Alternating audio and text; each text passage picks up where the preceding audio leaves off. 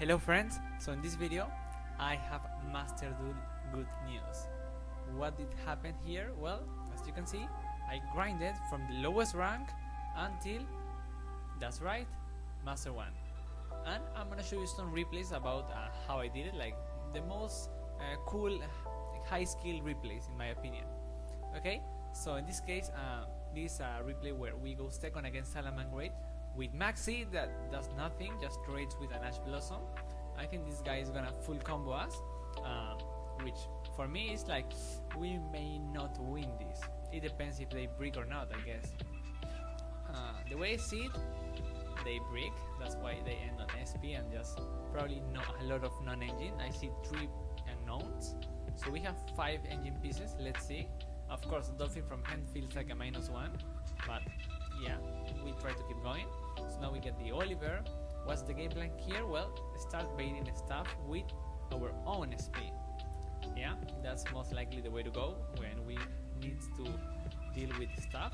That was a cross out, so that's one more interruption to go. Now they use the impermanence, that's 2 interruptions. The SP 3 interruptions, but we still have some gas, just a little bit.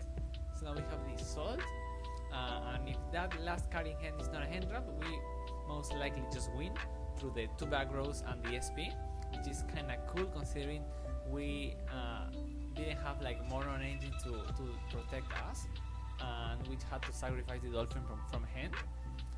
But just so you can see that the deck is pretty cool in my opinion.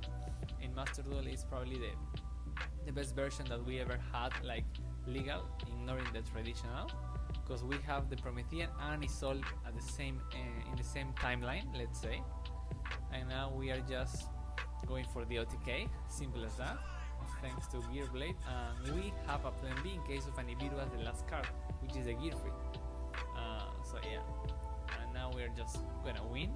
But if he had the Nibiru, we have the Gear Free to deal with the Nibiru plus the top deck. So the guy just scooped. So who said we cannot go second, right? Another example, of course, man, you opened the Maxi, but last game did nothing. Hopefully this time it does something.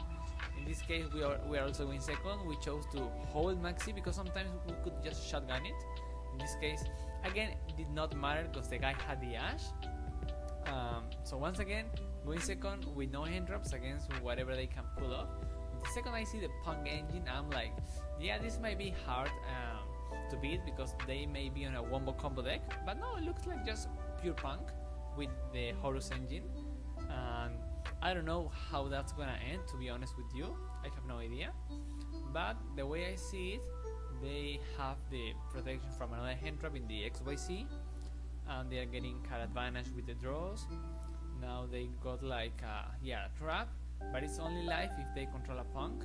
So maybe the thing that's gonna happen now is maybe a misplay, or maybe a conscious decision to sacrifice that trap for the end Punisher, because that's like a giant towers, and they have 2 back rows and spell negate. So that might be hard to deal because he has like a lot on his board. So the heritage goes through, and we have the Ash and the Dolphin that they are doing nothing. So we are basically playing with 3 cards against everything. Yeah, so he's holding his interruptions. He has spell negate, he doesn't want to use it. He has a monster negate, he doesn't want to use it.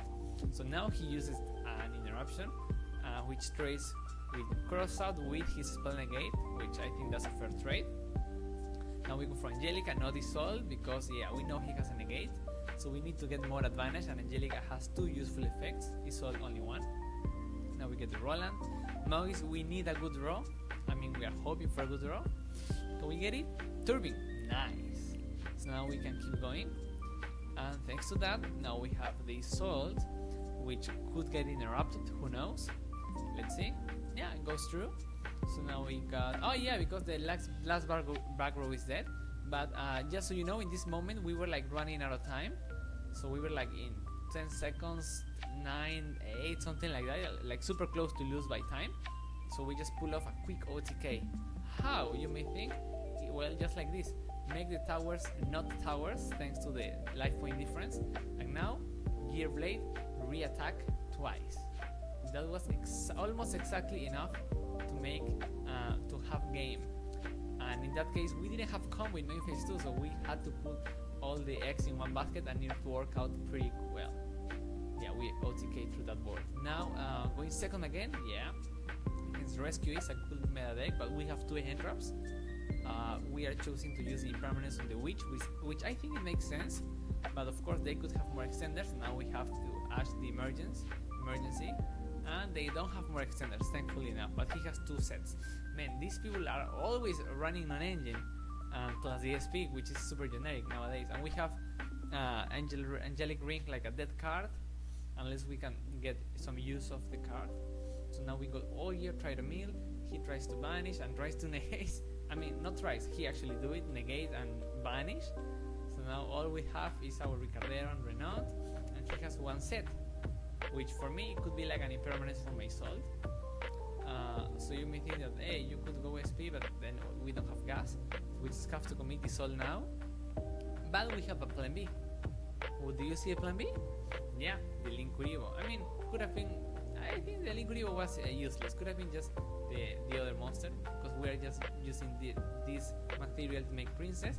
And funnily enough, this is OTK. Man, Gearbly is going crazy, and this dude's going second.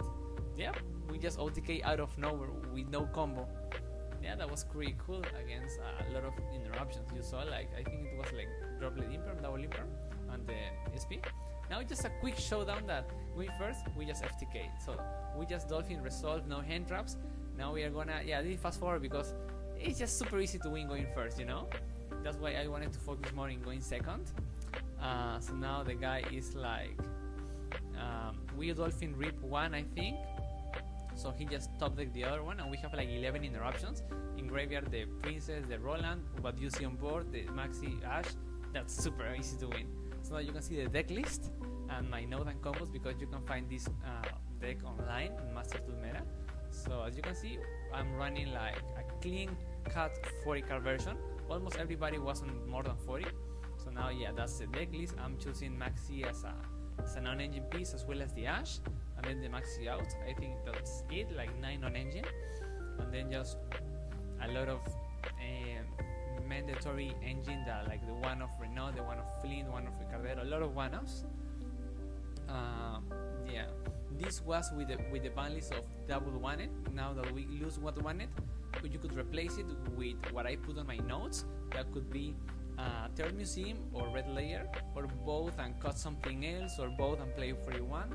That's up to you. Yeah, please read my notes here, or just go to the link and actually put more time into reading them. So I just wanted to share to you that my thought process behind the deck list. I wanted to fit as much non-engine as possible, but still play 40. And I think this list is really good at that. The second Durendal instead of the Joy comes up sometimes with the consistency issues that you could have when you have that much non-engine in 40, you know. I think it's 12 non-engine slots with the Maxi, the Imperm, the Ash, and then the 2 Callbys and Crossout, but they pay off for me to be able to win duels where we probably just don't win if we only have engine, you know. Yeah, I'm choosing to play the most amount of engine possible, but only like the best pieces. The third museum could be awesome, and now I'm probably adding the third museum back, or the red layer, depending on what I see better. Now that we have to cut the 1-1-it, some people are choosing to run 3 witch, 1 OSS, 1-1-it. Up to you, you could do it if you want. For me, I just want like the best of both worlds, and for me the best of the 1-it engine is just one of each at this point, because 1-it is gonna be limited. And then the extra deck, you have some flex spots, like I explained on my notes, which are, I think, like the Dempsey and the Access Code, and you could choose to change them if you want. Maybe play the OTK package, you know, Cialanis and Raging Phoenix. I didn't feel I need that much, because Access is also nice to OTK. Even if you don't have a link tree, all you gotta do is Access Code Gear Free.